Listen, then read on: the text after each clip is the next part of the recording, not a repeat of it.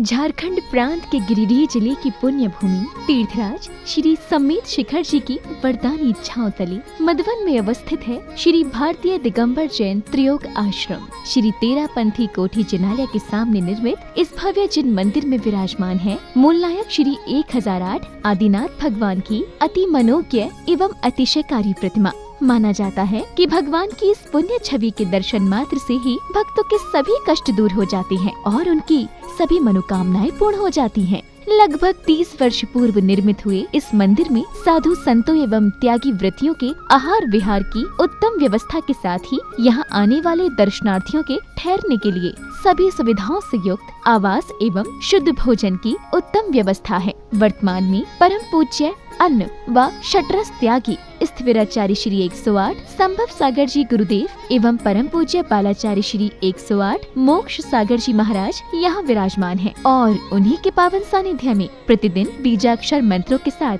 भगवान का अभिषेक एवं शांति धारा की जा रही है। परम पूज्य गणनी आरिका श्री 105 पुनीत चैतन्यमती माता जी के मंगल निर्देशन में प्रतिदिन होने वाली भगवान की अभिषेक शांति धारा में सम्मिलित हो अपना कल्याण करें। शांति धारा की नछावर राशि एक दिन की शांति धारा मात्र 2100 रूपए, एक माह की शांति धारा मात्र 21,000 रूपए। निवेदक श्री भारतीय दिगंबर जैन त्रियोग आश्रम कमेटी। अधिष्ठाता श्री प्रदीप भैया। अध्यक्ष श्री नरेंद्र कुमार जैन गुड़गांव।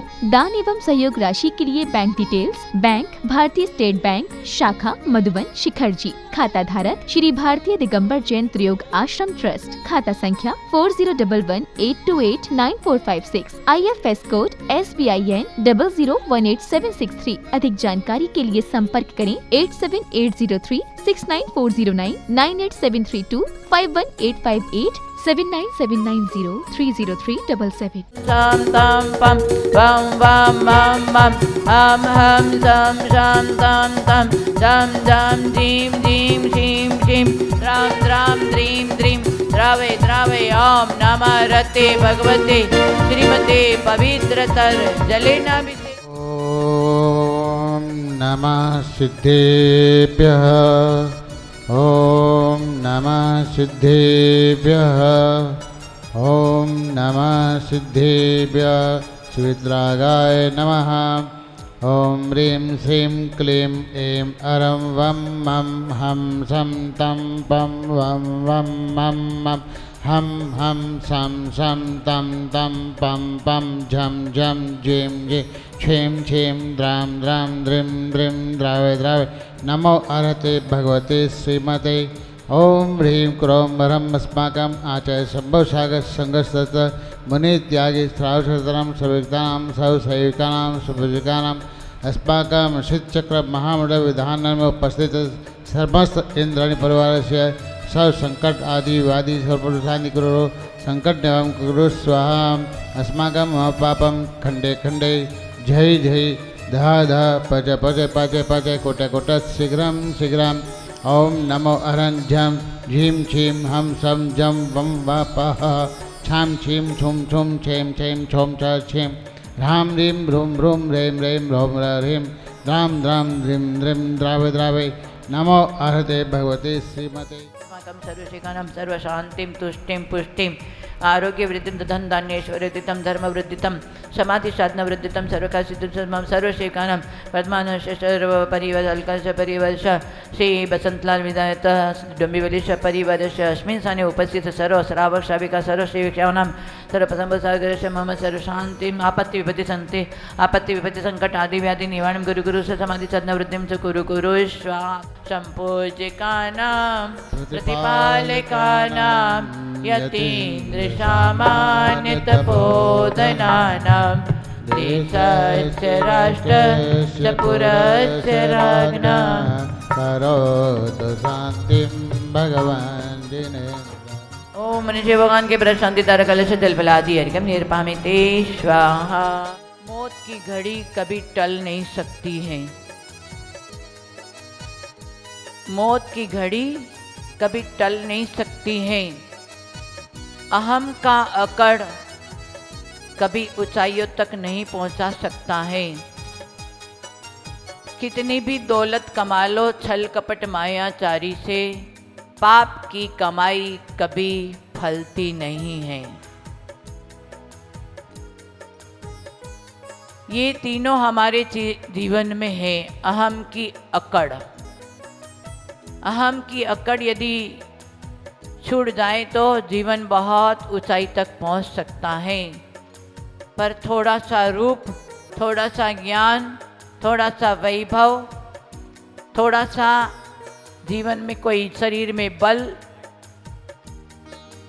आ जाए तो हम सोचते कि हमारे समान कोई है नहीं। इसलिए अहम की अकड़ को निकालना पड़ेगा। जब तक अहम की अकड़ है तो अहम का कितना भी नाम लो, फिर भी तुम्हें सम्यक दर्शन होने वाला नहीं है। अहम जहाँ है तो कितना भी हम अरहम अरियंत का जाप करो, नमोकार मंत्र का जाप करो, पूजा पाठ करो, फिर भी हमें सम्यक दर्शन होने वाला नहीं है। सम्यक दर्शन में बाधक हैं 8 मद, 8 संकादि दोष, 6 अनायतन, 3 मूर्ता, 7 व्यसन, 7 भय और सम्यक दर्शन के 5 अतिचार। ये सब सम्यक दर्शन होने में बाधक हैं। उसको जानो, पहचानो और उसको दूर करने के लिए पुरुषार्थ करो मन की निर्मलता के लिए। और वैसे ही मौत की घड़ी कभी टल नहीं सकती है। व्यक्ति बहुत कुछ जीवन में याद रखा हुआ है, परंतु मरण को भूल बैठा है। करिष्यामि करिष्यामि करिष्यामि इति चिंतया, मरिष्यामि मरिष्यामि मरिष्यामि इति विस्मृतः। जीवन भर करूँगा करूँगा, बचपन में कुछ करने की इच्छाएं अलग थी, जवानी में कुछ करने की इच्छाएं अलग, बुढ़ापा में कुछ करने की इच्छा अलग अलग हैं।